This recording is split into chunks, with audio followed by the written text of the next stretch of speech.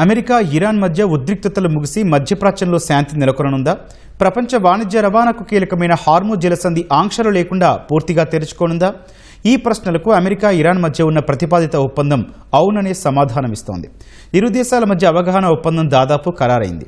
ఈ ఒప్పందం ప్రకారం 60 రోజుల తాత్కాలిక కాల్పుల విరమణతో పాటు ఇరాన్లో $300 బిలియన్ పెట్టుబడులను అమెరికా పెట్టనున్నట్టు తెలుస్తోంది. హార్ముజ్ జలసంధిని ఆంక్షలు లేకుండా తెరిచేందుకు మార్గం సుగమమైంది. అయితే ఈ ఒప్పందంపై ఇంకా కొన్ని చిక్కుముడులు వేడాల్సి ఉంది.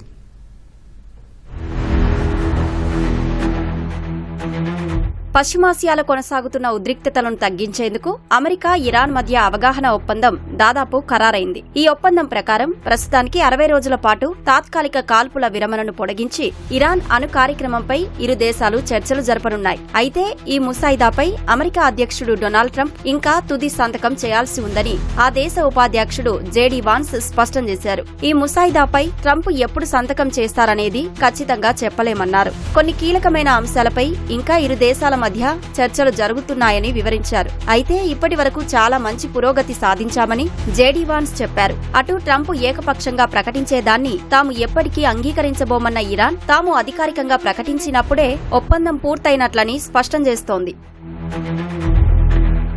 ఈ ప్రతిపాదిత ఒప్పందంలో ప్రధానంగా 3 అంశాలు కీలకంగా మారాయి. మొదటిది వ్యూహాత్మక హార్ముజ్ జలసంధి గుండా నౌకల రాకపోకలను పునరుద్ధరించడం. 30 రోజుల్లోగా ఇరాన్ అక్కడ అమర్చిన మైన్లను తొలగిస్తే అమెరికా తన నౌకాదళ దిగ్బంధనాన్ని ఉపసంహరించుకుంటుంది. రెండవది అణ్వాయుధాలను తయారు చేయబోమని ఇరాన్ హామీ ఇవ్వాలి. అలాగే ఈ 60 రోజుల కాలంలో ఇరాన్ వద్ద ఉన్న సుమారు 970 పౌండ్ల శుద్ధి చేసిన యురేనియం నిల్వలను నిర్వీర్యం చేయాలి. భవిష్యత్తులో యురేనియం శుద్ధిపై పరిమితులు విధించడం వంటి అంశాలపై ప్రధానంగా చర్చలు జరుగుతాయి. ఇక మూడవది ఇరాన్పై ఆర్థిక ఆంక్షలను అమెరికా సడలించాలి. విదేశీ బ్యాంకుల్లో స్తంభింపజేసిన ఇరాన్కు చెందిన $24 బిలియన్ నిధుల్లో దాదాపు $20 బిలియన్ విడుదల చేసేందుకు అమెరికా సుముఖత వ్యక్తం చేసినట్లు తెలుస్తోంది.